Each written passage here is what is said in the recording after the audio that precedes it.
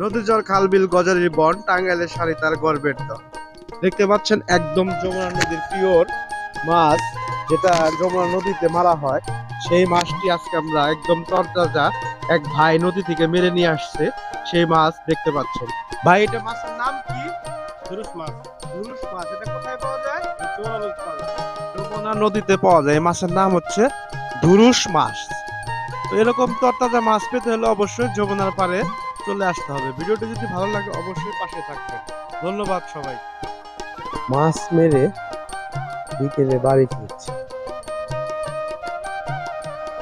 কোন মাছ মারতে গেছিলেন ভাই? আসলেন এখন?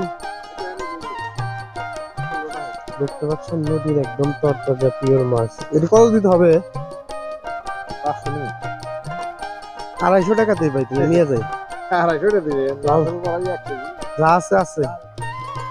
অবশেষে মাছটি আমরা 400 টাকা দিয়ে কিনতে সফল হয়েছি।